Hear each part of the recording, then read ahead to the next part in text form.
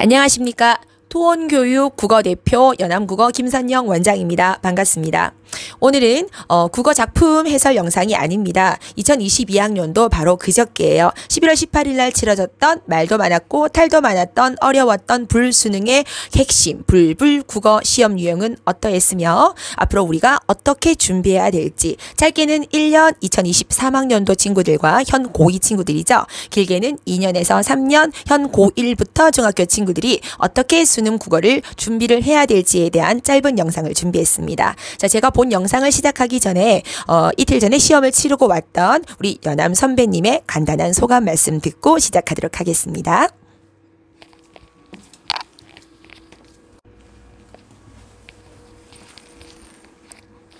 안녕하십니까. 이틀 전 수능을 치고 온 덕운고등학교 3학년 남현우입니다. 가채점 결과 국어 점수는 93점이 예상이 됩니다. 제가 이번에 수능을 치면서 느낀 수험장에서 실전에서의 어려움에 대해 어떤 것이 있는지 제가 느낀 바를 간략하게 말해보고자 합니다. 첫 번째는 이번 수능에 국한될지도 모르겠지만 여러분 모두가 대비하셔야 할 차원이 다른 난이도와 요구하는 독해 능력, 그리고 문제에 대한 해설 능력입니다. 체계적 준비가 되어 있지 않은 친구들도, 체계적 준비가 되어 있는 친구들도 굉장한 당황과 혼란을 겪었겠지만 준비를 했다는 것이 가치는 다르니까 여러분 모두 연암국어를 믿고 혹은 자기 자신이 공부하는 방법을 믿고 자신이 해온 공부를 지속하면서 준비를 열심히 하신다면 극복할 수 있는 점이라고 생각합니다. 두 번째는 수능 시험장 특유의 분위기입니다. 본인이 학교 혹은 학원이 아닌 다른 낯선 시험장에서의 부담감, 그리고 인생 혹은 짧게 보면 대학이라고 할 수도 있겠지만 그 모든 것을 결정짓는 한 시험이라는 수능에 대한 중압감은 오랫동안 미리 준비한 저, 그리고 다른 수험생들로서도 본 실력을 발휘할 수 없게 했을 것입니다.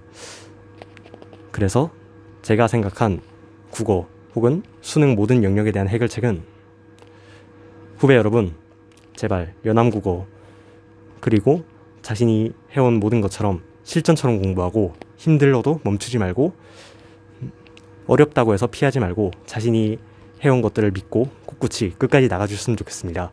연암 후배님들 모두가 앞으로 직면하게 될 수시, 정시 모든 시험들을 우습게 이겨낼 수 있도록 열심히 노력해 주셨으면 감사하겠습니다. 파이팅!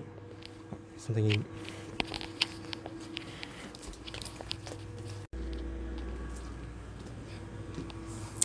남현우 학생 감사합니다. 너무나 말을 잘해서 깜짝 놀랐습니다. 3년간 저랑 같이 공부를 했던 친구인데 93점 기특한 성적을 맞아서 너무 내심 뿌듯합니다.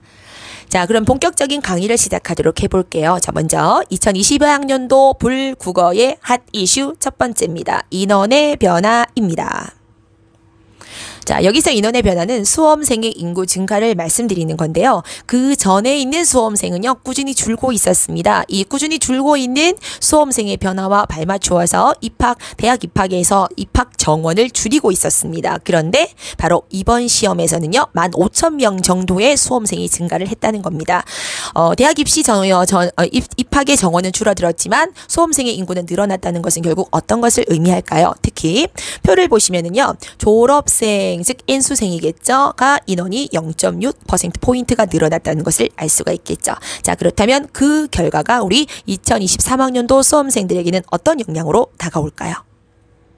인원의 변화는 바로 고양질의 N수생, 재수생 친구들, 선배님들을 곁에서 마주해야 된다는 아주 중압감으로 다가올 수가 있게 됩니다. N수생의 대거 유입이라는 환경은 우리 친구들이 아무리 열심히 공부를 해도 재수생들의 어떤 경험과 노하우 그리고 그들의 쌓인 지적 학업 능력에 비해서는 조금 부족할 수밖에 없는 약간 불리한 환경일 수밖에 없습니다. 자, 우리 친구들이 더 열심히 공부해야 되는 이유기도 합니다.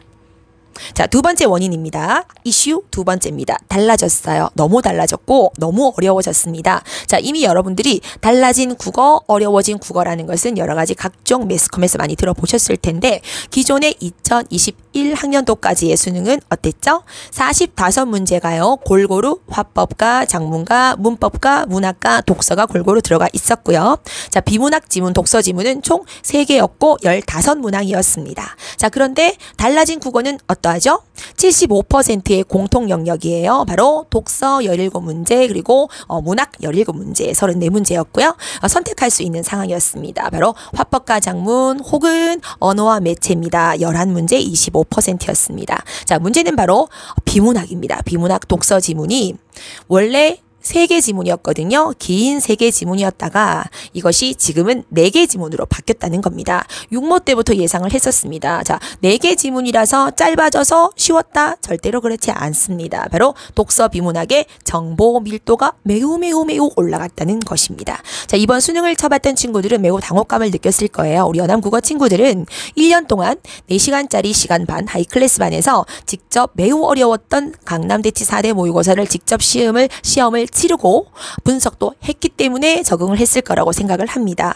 하지만 이런 실전 경험을 실제로 해보지 못했던 친구들은 너무 큰 당혹감을 느꼈을 겁니다. 자, 먼저 첫 번째 지문이요. 해겔의 연역법이 나왔어요. 변증법이 나왔어요. 얼마나 어려웠을 거예요. 그리고 기초 정보가 미리 없었던 친구들이라면 매우 어렵게 풀었을 겁니다. 그리고 산 넘어 산이에요. 두 번째 지문이 바로 경제 지문이고요. 환율과 경상수지라는 기초 지식이 없었던 친구들이라면 저 연암 친구들은 미리 환율에 대해서 또 채권에 대해서 그리고 또 기축통화에 대해서 경상수지에 대해서 등등을 미리 숙지를 하고 갔습니다만 준비를 못했던 친구들이라면 너무나 어려웠을 겁니다. 그래서 비문학 그리고 마지막 비문학은 비연계 지문이었습니다. 과학기술 지문이었거든요. 자, 이렇게 어려워지고 정보 밀도가 짧은 것에 비해서 너무 어려워진 비문학 지문은 우리 친구들에게는 오히려 길었던 3개 지문이 더 낫다라고 느낄 정도로 부담감으로 다가왔습니다. 자, 그렇다면 이렇게 달라지고 어려워졌던 비문학과 생소한 문학 지문이라는 환경 속에서 2023학년도 수능 대비는 어떻게 해야 될까요? 자, 지금부터 여러분들이 눈도 반짝 귀를 쫑긋하시고 지금이 더 중요한 강의가 될 수가 있습니다. 해결책은 무엇일까요? 연암이 제시하는 해결책입니다. 이렇게 키포인트를 5가지로 잡아봤습니다. 첫 번째는 당연한 말입니다. 엄선되고 질 좋은 강의를 들어야 됩니다. 자, 아까 말씀드렸던 환율과 경상수지의 관계를 미리 알고 있지 않는다면은 지문 해독은커녕 시간만 잡아먹고 다른 부분에서 오히려 더 틀릴 수밖에 없는 거예요. 그래서 강의를 열심히 들으셔서 엄선된 강의를 열심히 잘 들으셔서 미리 여러분들이 기초 배경식을 쌓고 가야 됩니다. 문학 공부 또한 그래요. 264의 청포도를 외우는 게 아니에요. 264의 교목을 공부하는 게 아니고 264의 시 전반적인 시적 경향을 알고 간다면 혹은 김관식이라는 시인의 시적 경향을 알고 간다면 시대적인 상황을 알고 간다면 충분히 이번 시험에 나왔던 생소했던 모든 작품들 264의 초가를 비롯해서 풀 수 있을 거라고 생각을 합니다. 또한 고전시도 나와 있는 부분만 공부하는 게 아니고 그 작가의 다른 작품이라든지 나와 있지 않은 부분까지도 우리 학원에서 하는 것처럼 열심히 공부를 해놓는 게 좋습니다. 엄선된 강의를 여러분들이 분별하셔서 물론 연암국어랑 함께 하시면 되겠죠? 두 번째는 연습입니다. 자, 원래 2글자로 선생님이 포인트를 잡아서 그렇지 실전 연습이라고 적으려고 했어요. 4시간짜리 반에서 자, 여러분들이 하이클래스 우리 연암국어 친구들이 하면 상관이 없지만 반드시 우리가 시간을 잡아서 더군다나 어려운 교재로서 실전처럼 매주 혹은 적어도 한 달에 2-3번 정도는 수능을 경험해보는 게 좋습니다. 수능 현장에 가서 아까 우리 남현대 친구들 말씀드렸지만 준비했던 친구들조차 당혹감을 금치 못했다고 합니다. 자, 그만큼 실전 연습이 중요하다는 것을 잊으시면 안 됩니다. 시간 배분이 중요하죠. 그래서 시간 배분도 체감을 하시고 자, 그리고 이 난도도 여러분들이 직접 체감을 하셔서 가야 된다는 거 실전 연습 너무 중요합니다. 세 번째는 자료입니다. 쉬운 기출을 풀어서는 이제 될 수 있는 상황이 아니에요. EBS 연계율 50% 떨어졌습니다. 또한 직접 연계가 아닌 지 오래되었어요. 간접 연계입니다. 이제는 EBS만 공부해서는 70점은커녕 50점도 맞을 수가 없게 된 상황이 되었습니다. 또한 교육청 어떤 기출이라든지 아니면 평가원 기출 별로 도움이 되지 않습니다. 자, 지금까지 나왔던 초고난도의 경제 비문학 지문을 한번 생각해 보세요. BIS 기억나십니까? 네, 오버슈팅 기억나십니까? 이런 지문들과는 급이 달랐던 아주 어려웠던 이번 시험.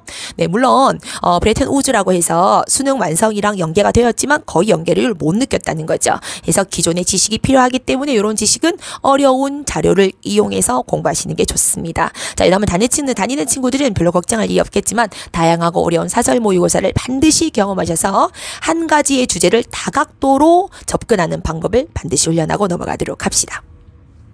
네 번째는 바로 정보입니다. 입시 정보입니다.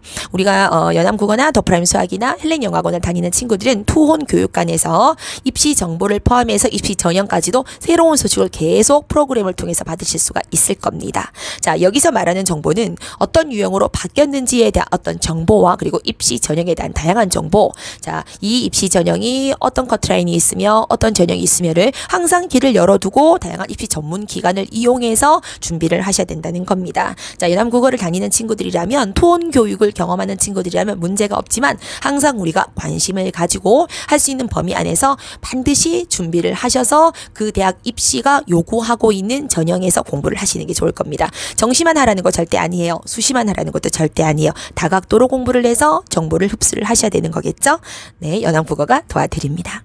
자, 하지만 이 네 가지만 있는다고 해서 절대로 되지 않습니다. 바로 노력인 거겠죠. 자, 저희 선생님들도요, 여러분들과 못지않게 같이 달리고 있습니다. 저희도 같이 수능 시험 날짜가 시작이 되었습니다. 노력이 바탕이 되지 않는다면 이 모든 것들은 당연히 도움이 되지 않습니다. 꾸준한 노력, 그리고 확신 있는 믿음을 가지고 아까도 말씀드렸지만 더 힘들어지고 열악한 상황이 되고 있어요. 여러분들의 노력을 저희 연암국어 선생님들의 열정과 그리고 좋은 자료와 엄선된 강의로서 좋은 성과를 낼 수 있도록 열심히 노력하도록 하겠습니다. 자, 이렇게 짧은 영상 강의로서 여러분들을 1등급 혹은 수능 만점을 할 수는 없겠지만 우리들의 각오 그리고 알고 있어야지만 수능을 이길 수 있는 게 아니겠습니까? 자, 자세한 문제풀이는요, 수업 중에 다 하게 될 거예요. 그래서 수능 유형이 이렇게 바뀌었고 우리는 어떤 식으로 공부를 해야 될지 마무리 총평을 짓자면 열심히 꾸준히 그리고 어렵게 실전처럼 공부하라 입니다. 2023학년도 수능을 준비하고 있는 우리 많은 수험생들 끝까지 파이팅 하시고요. 연암국어 토온교육이 함께합니다. 파이팅! 감사합니다.